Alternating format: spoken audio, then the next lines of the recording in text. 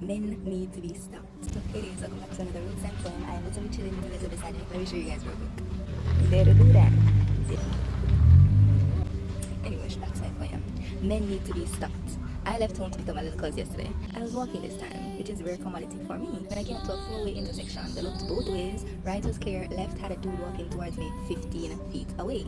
He wasn't a car, so I kept going on my way. But immediately, as I saw him, he must have saw me. Because the minute I moved, it was like a kettle went off behind me. It was never ending. Every step I take, a new psst started again.